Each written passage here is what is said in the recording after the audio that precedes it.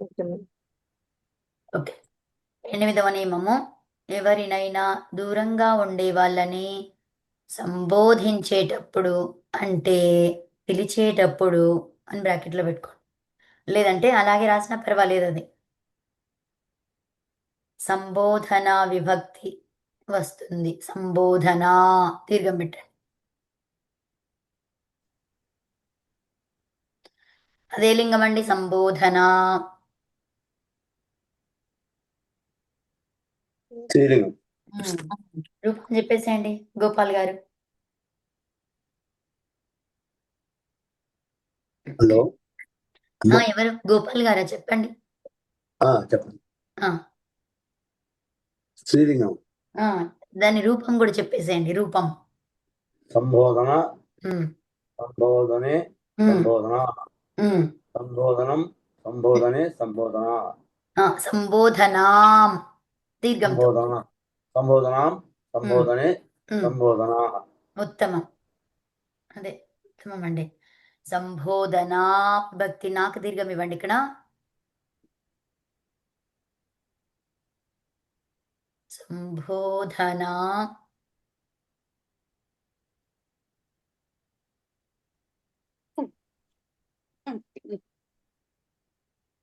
ఇక్కడ మహాప్రాణమండి.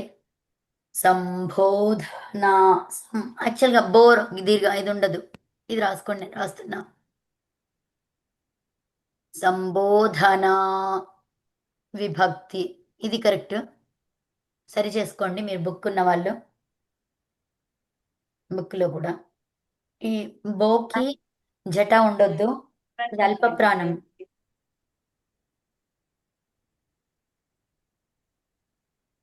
దీనికి ఇంకా వేరే రూపాలు చెప్పారు కదా ఇప్పుడు, చెప్పమండి.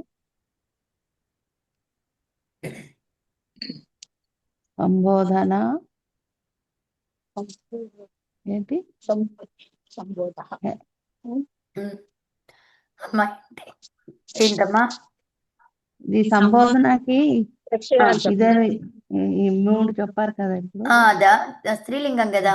కాబట్టి ఎలా ఆ, వస్తది? లతా లతే లతాః, లతాం లతే లతాః అంతే. Okay okay. లతా శబ్దం లాగా కదా! ఉమ్.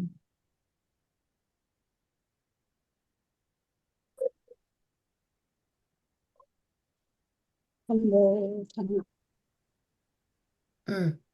నెక్స్ట్ అమ్మా ఇది మేడం, రాసుకోండి. సంబోధన అన్నప్పుడు పైన ఆమ్, సం మకారం బదులు చుక్క పెట్టకూడదా మేడం? పెట్టొద్దు. ఎందుకంటే ఇక్కడ వర్గీయ అక్షరం ఉంది గదా! వర్గీయ ఓకే. అక్షరానికి పంచమ వర్ణం ఏంటో అది రాయాలి. Okay madam. ఈ వర్గీయ అక్షరం లేదనుకోండి, అప్పుడు అనుస్వారం అలాగే ఉండిపోయేది.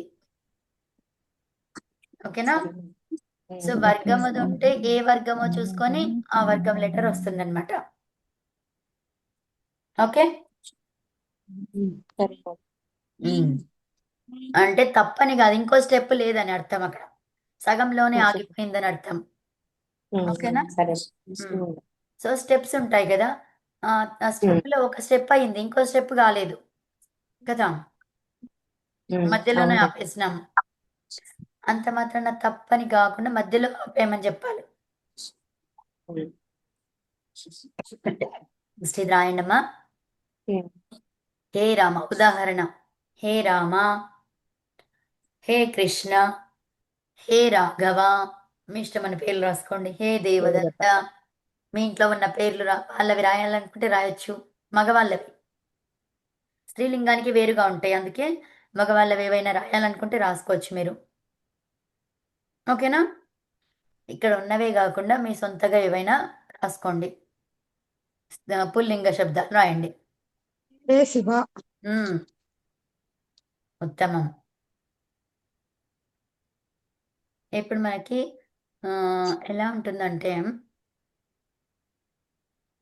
మనం ఈ టోన్‌లో చేంజ్ చేశామనుకోండి, అప్పుడు ఈ గుర్తులు అవసరం లేదు కదా! ఈ గుర్తులు ఎప్పుడు అవసరము? టోన్ అంటే మనం మాట్లాడుతున్నప్పుడు నేననేది రాసేప్పుడు ఇది అవసరం. ఎందుకంటే రాసేప్పుడు చెప్పేవాళ్ళు ఎవరు లేరక్కడ. చదివేవాళ్ళు ఎవరు లేరు కదా! సో, కాబట్టి ఇది అవసరం రాస్తున్నప్పుడు. కదండీ! ఏవి గుర్తులు. ఆశ్చర్యార్థకమని చెప్తున్నప్పుడు మనం పాజులు చేసుకుంటూ చెప్పాలి కదండీ! అవునా? ఓకే. సో నియమము 9 రాసుకోండి. నియమః ఏ లింగం అది? పుల్లింగం. పుంలింగం. రూపం చెప్పండి రామ శబ్దం లాగా. రామః రామౌ రామాః ఉమ్. రామం రామౌ రామాన్. మనం చెప్పుకోవాల్సింది ఏంటి? నియమః. ఉమ్. నియమః నియమౌ నియమః ఆ. నియమం నియమం నియమౌ నియమాన్.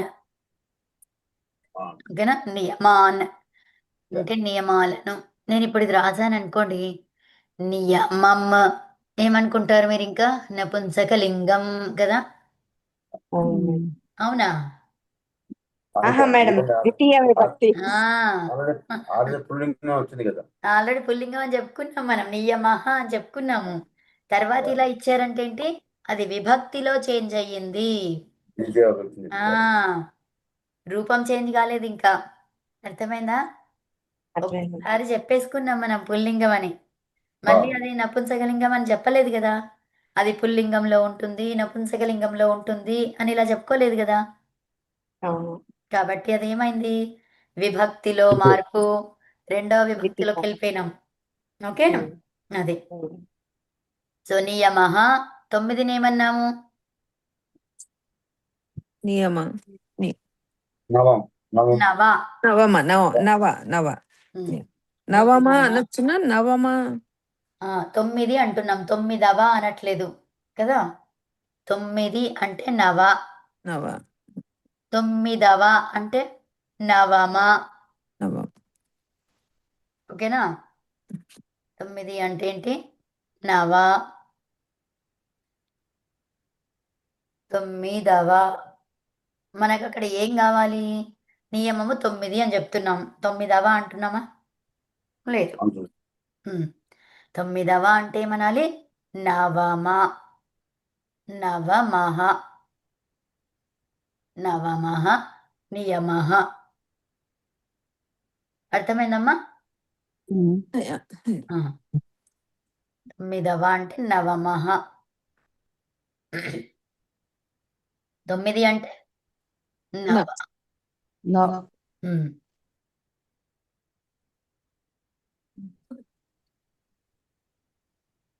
ఓకే, నియమము 9 అంటాం మనం, కాబట్టి నవ. నియమః నవ. ఓకే. సో భవత అంటే ఏంటి? మీరు. భవతః అని మొత్తం రాయండి, టోటల్ కంప్లీట్గా. భవతః అంటే మీరు, భవత శబ్దం లేదు అసలు కదా. యాక్చువల్గా ఒక నిమిషం, ఒక నిమిషం. భవత అంటే మీరు కాదు ఇది. సో ఇక్కడ భవాన్ అని రాసుకోండి.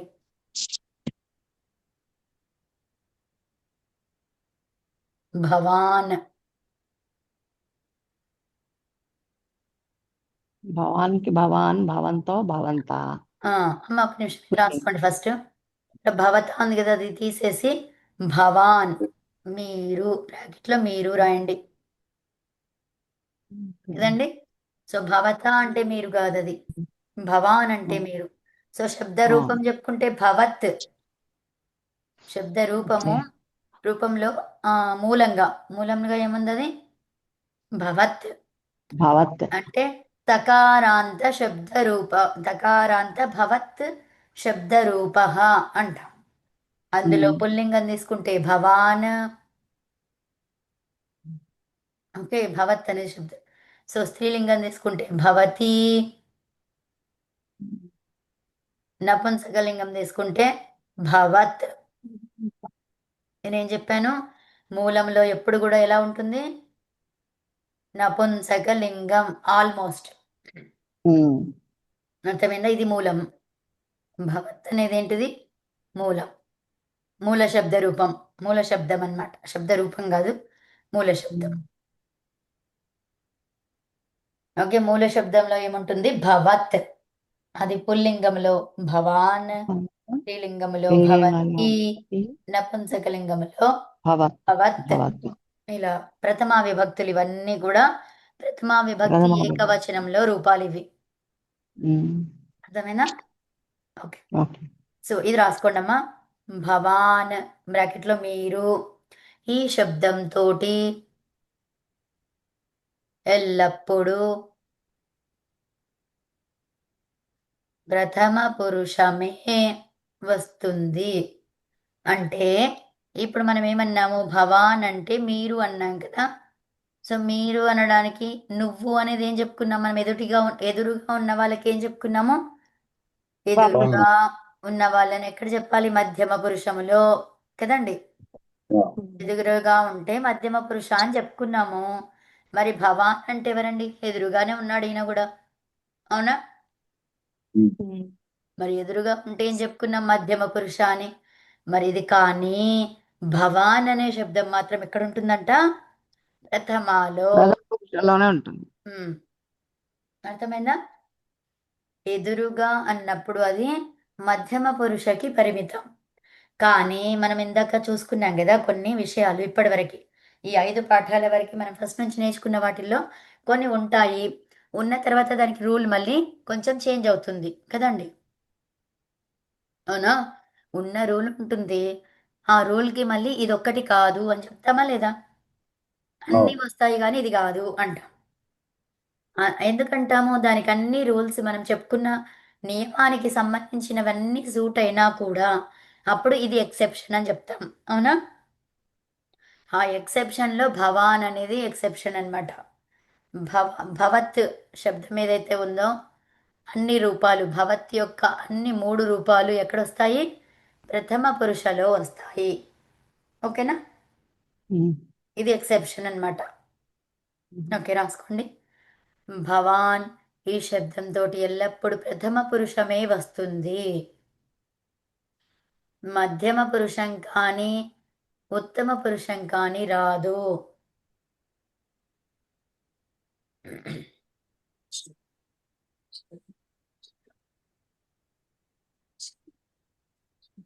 మేడం ఇది కొంచెం డౌట్ఫుల్ గా ఉంది.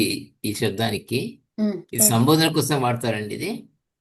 లేదు, మీరు అంటున్నాం కదా, సంబోధన కూడా ఉంటది, అవును.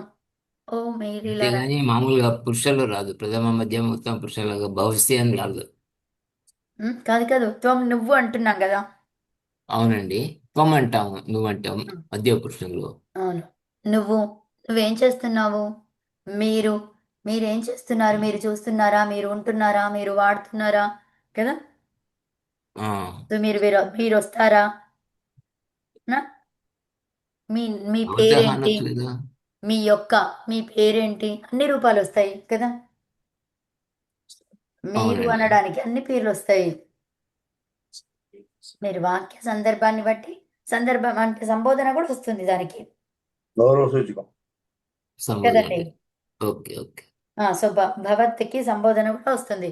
హే భవాన్, ఓ మీరు, మిమ్మల్ని పిలుస్తున్నానండి కదా. హే భవాన్ కిం కరోతి, ఓ భవాన్, ఓ మీరు ఏం చేస్తున్నారండి కదా. ఓకేనండి. గౌరవవత్కంగా. పురుషోత్తం గారు క్లియరా. అర్థమైంది madam, thank you. Okay okay, రాసుకోండి అమ్మా. మధ్యమ పురుషం కానీ ఉత్తమ పురుషం కానీ రాదు. తర్వాత ఇంకా భవత్ శబ్దానికి పుల్లింగం యొక్క రూపాలు రాసుకోండి. భవత్ అనేది ఏంటంటే మూల శబ్దం కదా, ఇది మూల శబ్దం, ఇక్కడ రాసుకోండి. మూల శబ్దం, మూల శబ్దం నుంచి స్త్రీలింగ పుల్లింగ నపుంసకలింగాలు వస్తాయి కదా. భవత్ అనేది మూల శబ్దం, అంటే తకారాంత భవత్ శబ్ద అంటాం కదా. సో అందులో భవాన్ పుల్లింగ శబ్ద. సో భవత్ మూల శబ్దం. ఈ శబ్దానికి పుల్లింగం యొక్క రూపాలు ఎలా ఉన్నాయి చూడండి. ప్రథమా విభక్తిలో ఇలా ఉంది, భవాన్. ఏకవచనంలో ఇది 3 కనిపిస్తున్నాయంటే మొదటిది ఏకవచనం. మీరు ఒక దగ్గర రాసుకోండి, అర్థం కాదు అనుకుంటే, ఎందుకంటే మళ్ళీ అందరికీ కూడా తెలియాలి కదా. ద్వివచనం. భవంతః అనేది బహువచనం. ఓకేనా? మరి ఇది ప్రథమా విభక్తి అన్నాం మనం అక్కడ కదండి. ప్రథమా విభక్తిలో ఇలా ఉంటుంది. ఏకవచనంలో భవాన్ అని, ద్వివచనంలో భవంతో అని, బహువచనంలో భవంతః అని. మరి ఏకవచనం యొక్క అర్థం ఏంటి అసలు? ఏకవచనం అంటే ఏంటి? ఒక వస్తువు లేదా ఒకరి గురించి చెప్పడం. ఒక వస్తువు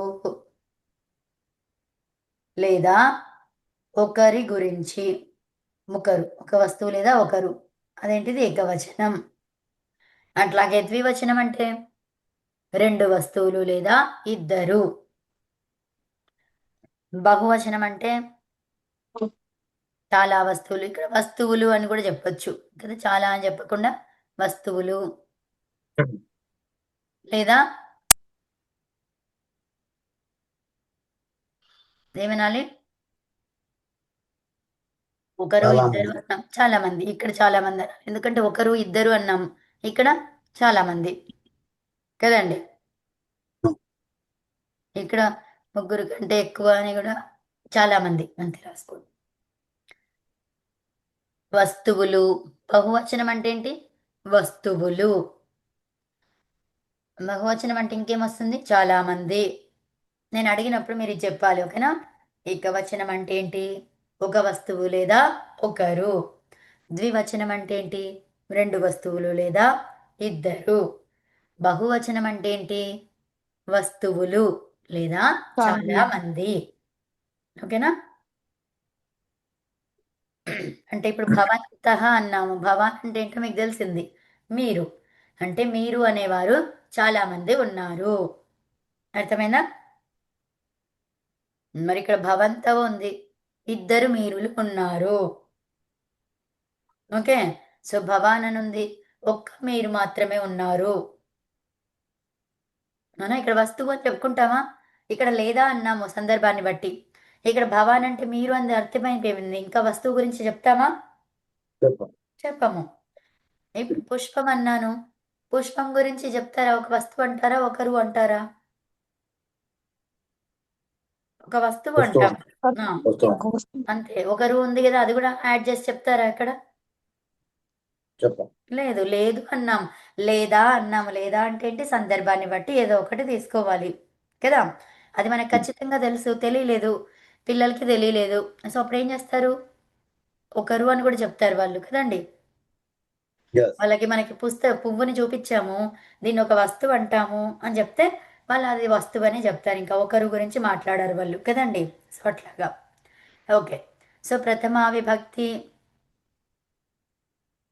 పుల్లింగం యొక్క రూపాలను రాసుకున్నాం కదా. అలాగే కామ స్త్రీలింగం యొక్క రూపాలను కూడా రాయండి, ఎందుకంటే ఇది కూడా ఇచ్చారు కదా ఇక్కడ. కామ స్త్రీలింగం యొక్క రూపాలు రాసుకొని ఇప్పుడు ప్రథమా విభక్తిలో ఇది స్త్రీలింగం అన్నమాట.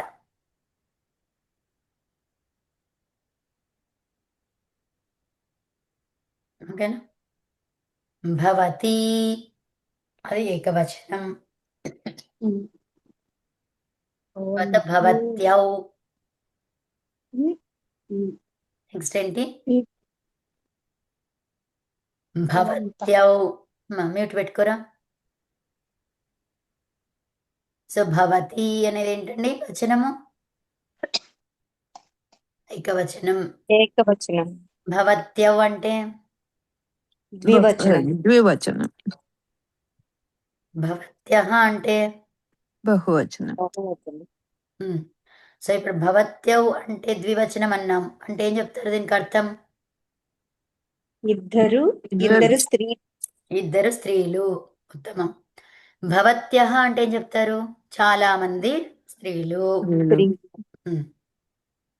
ఇక్కడ స్త్రీలు కాకుండా మీరులు, అవునా? సో మీరు అన్నాం కదా, భవతి అనేది మీరు కదా, స్త్రీ అంటే మళ్ళీ అది వేరే అయిపోతుంది కదా. మీరు, మీరులు. మీరు ఇద్దరు. మీరిద్దరు, మీరందరూ. అది అక్కడ ఎవరున్నారు అంటే చాలా మంది మీరులు ఉన్నారు అంటే మీరందరూ అన్నమాట కదా. ఉమ్. అలాగా నియమం 10 రాసుకోండి. బ్రాకెట్లో ఉదాహరణకి ఇలా ఇచ్చారనమాట. భవాన్ పఠతి, భవంతౌ పఠతః, భవంతః పఠంతి, భవతి పఠతి. ఏం చేంజ్ ఉండదు క్రియకి. లింగానికి భేదం ఉండదు. క్రియ ఉత్తమం. సేమ్. లింగ భేదం ఉండదు. మరి లింగ ఏముంటుంది? భేదం ఉండదు, కరెక్ట్. ఏముంటుంది మరి? వచన పురుష భేదం ఉంటుంది. ఎట్లా ఉన్నా పురుష భేదము, వచన భేదము ఉంటుంది. ఉత్తమం. ఈ రెండు ఉంటాయి. ఓకేనా? ఏమని అడుగుతావు అమ్మా మ్యూట్ పెట్టుకోరా. నువ్వు మాట్లాడక మధ్యలో. సో అదండి. తర్వాత నియమం 10 రాసుకోండి. అంటే మనకి అర్థమైంది కదా. సో ఈ భవాన్ అనేది ప్రథమ పురుషంలో ఉంటుందన్నాము, అందుకే పఠతి అన్నాము. లేదా భవాన్ పఠసి అనే వాళ్ళము. అది కరెక్టేనా మరి? భవాన్ పఠసి కరెక్టా? కరెక్ట్ కాదు. కరెక్ట్ కరెక్ట్ కాదు. కాదు. ఈ భవాన్ అనేది ఎదురుగా ఉన్న వాళ్ళకే వాడుతున్నాము. ఎదురుగా ఉన్న వాళ్ళల్లో ఏం చెప్పుకున్నాము? భవాన్ మాత్రం ఎలా ఉంటుంది? మధ్యమ పురుషలో ఉండదు. ఎదురుగా అంటే మధ్యమ పురుష అని చెప్పుకున్నాము కదండి. సో ఎదురుగా ఉన్న వాళ్ళకి మధ్యమ పురుష వాడతాము. కానీ భవాన్ని వదిలేసి, భవత్ శబ్దంని వదిలేసి, భవత్ శబ్దం అంటే ఏంటి? 3 లింగాలు అన్నమాట. అవునా? భవత్ శబ్దం వదిలేసి అంటే ఏం చెప్తారు మీరు? 3 లింగాలను వదిలేసి, పుల్లింగము, స్త్రీలింగము, నపుంసక లింగాలని వదిలేసి మిగతాది ఏదైతే ఉందో అది మాత్రమే. అదేముంది? త్వం మాత్రమే ఎదురుగా. ఓకేనా? మధ్యమ పురుషంలో వస్తుంది అది. ఇది కూడా ఎదురుగానే, కానీ ప్రథమ పురుషంలో వస్తుంది. కాబట్టి ప్రథమ పురుష క్రియ ఏంటి? అతి, అతః, అంతి కదండి. అవునా? ప్రథమ పురుష క్రియలు ఏంటివి? అతి అతి, అతః అంతి. అంతి. ఇది. మధ్యమ పురుష క్రియలేంటి? అసి, అసి అసి అథ తహ థ అత, అతః అతః అథ. అథ. అథ ఉత్తమ పురుష క్రియలేంటి? ఆమి, అమి అవాం అవి అమ్మా అమ్మా అమ్మా. అమి ఆమి ఆవహ, ఆవహ ఆమి ఆమహ. ఆవహ ఆమహ. దీర్ఘాలు మర్చిపోవద్దు. ఈ దీర్ఘాలు రావట్లేదండి నాకు. దీర్ఘాలు లేకపోతే సంస్కృతంలో పెద్ద పొరపాటు అవుతుంది. అందుకనే మిమ్మల్ని ఊరికి అడుగుతున్నాను. అవునా? మేడం అవునవును. ఆ, మేడం ఇక్కడ భవాన్ శబ్దానికి త్వం శబ్దానికి పోలుస్తూ ఉన్న సెంటెన్స్ చెప్పండి మేడం, రాసుకుంటా. ఇక్కడ ఇక భవతి పఠతి ఉంది కదా. అంటే మనం ఇది వేరియేషన్ అనేది జనరల్ గా మనకి ఇది తెలియదు కదా. ఇది కొత్తగా అంటే గుర్తించాల్సిన విషయంగా ఉంది కదా, అందుకనే నోట్లో ఉంటే బాగుంటది కదా. ఇక్కడ ఇచ్చేసారుగా. అంతే. మీకు లింగ భేదం ఉండదు అని తెలుసుకున్నారు కదా. లింగ భేదం ఉండదు కాబట్టి అదే క్రియారూపం వస్తుంది కదా. భవాన్ అనేది పైన రాసుకున్నారు ఏమని? ఇది ప్రథమ పురుషంలోనే ఉంటుంది అని చెప్పుకున్నారు కదా. అవును మేడం. అంతే, అయిపోయింది. అంతే, క్లియర్ గానే ఉంది ఇక్కడ. సో అది సరే. నియమం 9లో ఉంది. ఎవరు చెప్పారు అలాగా? నియమం 9 చెప్పింది. ఓకే, నెక్స్ట్ పదవ నియమం రాసుకోండి. నేమ్ అనుకునే తర్వాత ఇంకోటి ఉంది. దానికి విభక్తులు రాయలేదు. ఏం రాయలేదమ్మా? నియమం రాసుకోండి. నియమం అనుకున్న తర్వాత మీరు చెప్పండి. ప్రథమా విభక్తి అని రాశారు కదా. భవాన్, భవంతౌ, భవంతః అది పుల్లింగం. అదే కాదు నియమానికి విభక్తులు ఉన్నాయి కదా. నియమానికి నియమః. ఓ అచ్చా, అదా. నియమః ఇది పుల్లింగ శబ్దం. చెప్పండి, మీరే చెప్పండి. రామః. నియమః రామః పదం. రామః రామో రామాః. నియమః. రామం ఇప్పుడు ఇది చెప్పండి. నియమః కాదు. రామః రామౌ రామాః. నియమః నియమౌ నియమాః. రామం రామౌ రామాః. రామ శబ్దం అదే రాసేది. అవునమ్మా. ఒక్క నిమిషం వినండి. రామ శబ్దం ప్రథమా విభక్తి చెప్పండి. తర్వాత దానిలాగే ఇది చెప్పండి. చెప్పండమ్మా. రామః రామౌ రామాః ఇప్పుడు రామం రామౌ రామాన్ అరే ప్రథమా విభక్తి రామాః ఒక్క నిమిషం. ప్రథమా ప్రథమా విభక్తి విభక్తి కదా. ఒకటే చెప్పండి. రామః రామః రామౌ రామౌ స్పీడ్ గా పెంచకండి. రామౌ రామాహ కదమ్మా. సో ఇప్పుడు నియమః రామాః చెప్పండి. నియమః చెప్పండి అది.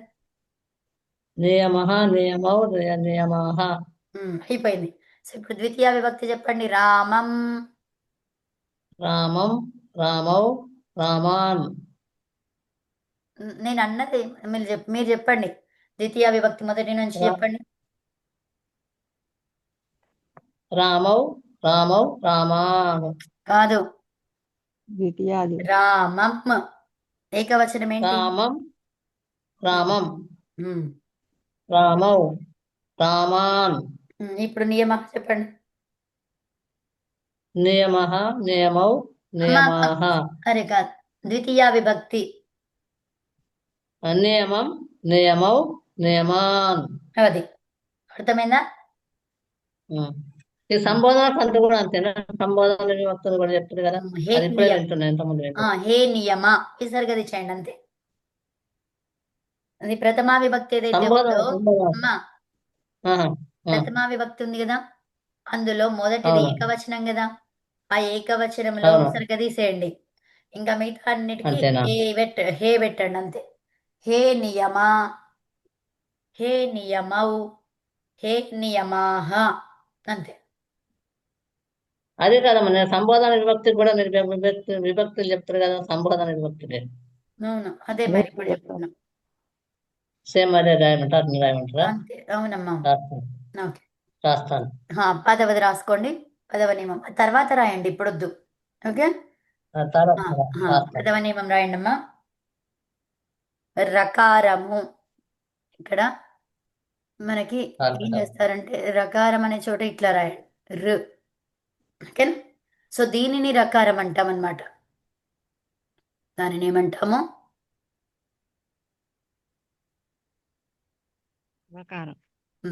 రకారము. తెలుగులో కదా రాస్తున్నాం.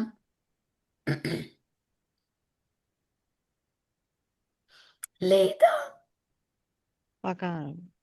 షకారం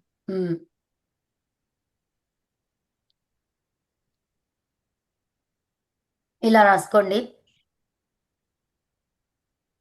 రకారము, దీన్ని ఏమంటాము? షకారము కదా. తర్వాత నాని ఇలా రాసుకొని నకారము. ఇక్కడ రకారం అనొద్దు కదా, సారీ, రేఫా రాయండి. ఇక్కడ ఇఫా ఉండాలి కదా. ఇదేనేమనాలి? రకారం అనొద్దు, రేఫా.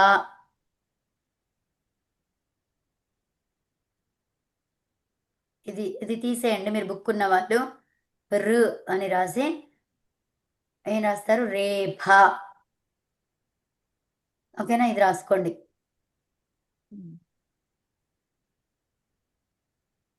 దీనికి రేఫాత్ రకారానికి ఏమన్నాం? రకారాత్ రే ఇఫా ప్రత్యయం వస్తుందని చెప్పుకున్నాం కదా. నకారము ఉంటే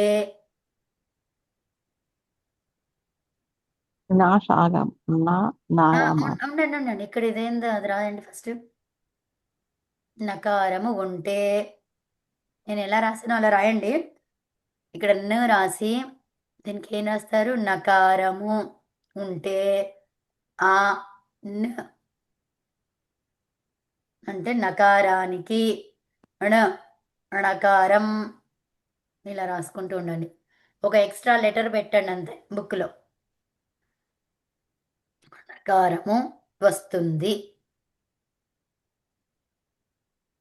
ఏమంటున్నారంటే రకారము తర్వాత నకారం ఇలా ఉందండి. అప్పుడు ఏమవుతుందంట? ఈ నకారం అనేది కారంగా మారుతుంది. ఫస్ట్ ఎగ్జాంపుల్ అది. తర్వాత సెకండ్ది ఏమన్నాము? షకారం గురించి. షకారం తర్వాత న ఇలా ఉంది. అప్పుడు ఈ న అనేది ఏమైపోతుంది? అడ గమని. తర్వాత ఇంకేమన్నారు? అంతే, 2 చెప్పారు కదా. ఎగ్జాంపుల్గా అవి 2 రాసుకోండి. తర్వాత ఇంతవరకు రాశాక, వస్తుంది వరకు రాశాక, ఉదాహరణకి ర్ న అంటే రకారం తర్వాత నకారం అన్నాము, షకారం తర్వాత నకారం అన్నాము. అది విడిగా రాసి చూపించాను. ఓకేనా? ఇలా ఉంటే అలా అవుతుందని రాసుకున్నారు. ఓకేనా? Okay, clear? క్లియరా? క్లియర్. ఓకే, నెక్స్ట్ ఇది రాయండి. ఒకవేళ ఇక్కడ నుంచి స్వరము, స్వర. స్వరం రాయకుండా స్వరము అని తెలుగులో రాయండి మంచిగా. స్వరము అంటే ఏంటిది? ఆ ఏ ఓ రు రు అచ్చులు. ఏ. అచ్చులు. స్వరము అంటే ఏంటిది? అచ్చులు. స్వరములు అని రాయండి ఇక్కడ. స్వరము కాకుండా స్వరములు, బ్రాకెట్లో అచ్చులు. స్వరముని ఏమంటామండి? లేదా ఇలా పెట్టుకోండి, ఆబ్లిక్ బ్రాకెట్ కాకుండా. అచ్చు. స్వరములు అచ్చులు. లేదా అచ్చులు, రెండింటికి ఒకటే పేరు అనమాట. ఓకేనా? యాక్చువల్గా ఆబ్లిక్ పెట్టొద్దు, బ్రాకెట్లోనే పెట్టు. లేదా అంటున్నాం కదా, ఆ, దానికి వేరే పేర్లు అనమాట, అవే పేర్లు కదా అండి. అ ఈ ఉ రి రి ఏ ఓ ఐ ఔ, ఇవి స్వరములు. ఓకేనా? ఆ స్వరములు అచ్చులు ఏంటివి అంటే అవి అనమాట. తర్వాత హకారము, ఇక్కడ హ అని రాస్తే ఏం చెప్పుకున్నాము? కారం పెట్టుకుంటాము. సో దాన్ని ఏమంటాము? హకారము.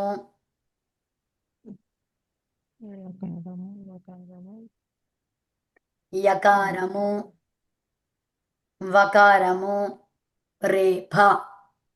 తర్వాత కవర్గము, పవర్గము, నకారము.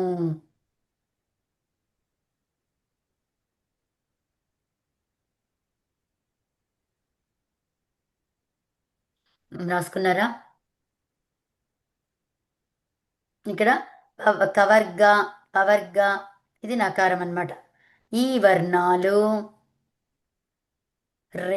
రేఫ లేదా, మీరు మంచిగా రాసుకోండి అక్కడ రేఫ అని రాయండి. రాసి బ్రాకెట్లో దాన్ని ఇలా రాస్తారని. ఓకేనా? తర్వాత షకారం, ఇక్కడ ష్ కంప్లీట్ ష్ అన్నమాట. అంటే ఏంటి? షకారం.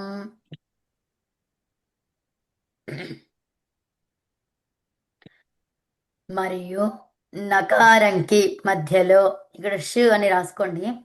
బుక్లో మీరు చేంజ్ చేసుకోండి. ఏంటి ఇక్కడ హల్ పెట్టుకోండి. అది జట, మేము జట కదా, దాన్ని ఏమంటారండి?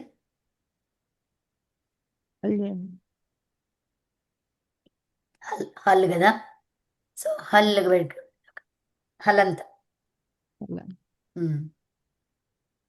సో అలానే అంటారు కదా మేడం, పొల్లుని. పొల్లు, పొల్లు కరెక్ట్, పొల్లు. ఉమ్. పొల్లు పెట్టండి. నకారానికి మధ్యలో ఉన్నప్పుడు కూడా నా స్థానములో నకార స్థానములో నా వస్తుంది. ఓకేనా? ఇక్కడ కూడా పుల్లు పెట్టండి, నకార స్థానంలో అనేది. పొల్లు మిస్ అయింది. బుక్ ఉన్న వాళ్ళు, లేని వాళ్ళు, బుక్ లేని వాళ్ళు ఎలాగో రాస్తున్నారు, బుక్ ఉన్న వాళ్ళు కూడా రాస్తున్నారు. కానీ బుక్లో మా బుక్ లో పెట్టేసుకుంటే వస్తాయండి. ఈ ప్రింట్ వేరే ఉన్నట్టుంది, మా దాంట్లో ఉంది, పొల్లు ఉంది. ఉందా? ఓకే. ఇది కొన్నిట్లో. ఇది కరెక్షన్ చేయకముందేమో నాకు ఆచార్యజీ పంపించారు. ఆహా. ఇది తర్వాత ప్రింట్ అనుకుంటా అయితే. ఓకే, ఉంటే పర్వాలేదు. ఈ కరెక్షన్స్ చేసినాక ప్రింట్ మళ్ళీ చేసినట్టున్నారు అది. ఓకే, ఉదాహరణకి ఇది రాయకుండా ఇది రాయొద్దు, ఫస్ట్ ఇది రాసుకోండి. మారింది రాసాము, మారక ముందు ఏముందో తెలియాలి కదా మనకి. రామేణ ఇలా ఉంది. సో ఇది మార్చుకున్నాం. ఎలా మార్చాము ఇది చూడాలి. మనం ఏమన్నాము? ఇక్కడ స్వరము తర్వాత కవర్గ పవర్గాలు, తర్వాత నకారము, యవరాలు, హయవరాలు కదా. ఈ రేపకి షకారానికి నకారానికి మధ్యలో ఇవి వస్తే అది ఎలాగో నేను చూపిస్తాను ఇప్పుడు. అవి చెప్పుకున్నాం కదా. సో రేప ఎక్కడ ఉందో గమనించండి. ఇక్కడ రేప కానీ షకారం కానీ ఉందా చూసుకోవాలి. సో మనకి రేప కనిపించింది, రేపని విడిగా రాయండి. ఓకే, రేపని అలాగా రాయండి. తర్వాత మధ్యలో ఏమేమి అక్షరాలు ఉన్నాయో విడదీయండి. దీన్ని ఆనుపూర్వి అంటాము. ఆనుపూర్వి, దీన్ని ఏమంటామండి? ఆనుపూర్వి. ఆనుపూర్వి అని దేన్ని అంటాము? అక్షరాలు విడివిడిగా రాయడాన్ని, పదంని అక్షరాలుగా రాయడాన్ని. ఓకే, ర ఆ మ్, ఏ న్. నకారం ఒకటే కదా మనకి, ఇంకా తర్వాత అచ్చుల గురించి అవసరం లేదు. అవునా? అర్థమైందా? నకారం. సో ఇప్పుడు మనకి కావలసినవి చూడండి. రేఫ తర్వాత నకారంకి ఇక్కడ ఏమన్నాము? రేఫ లేదా షకారము మరియు నకారానికి మధ్యలో ఏముండాలంట? ఈ స్వరాలు, హయవరలు, కవర్గము, పవర్గము, నకారం.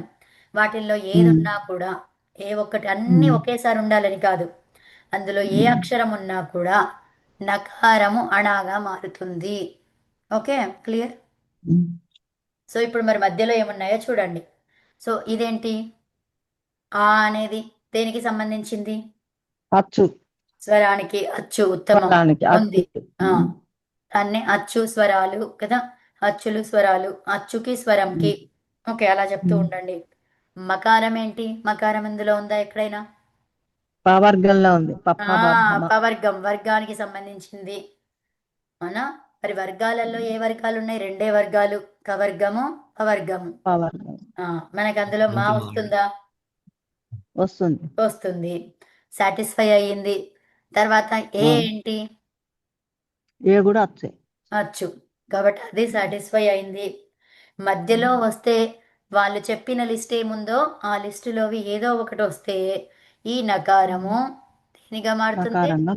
అది. నకారంగా మారుతుంది. అంతే. సో కాబట్టి మనకేమొచ్చింది ఫైనల్ రూపం? రామేణ. రామేణ.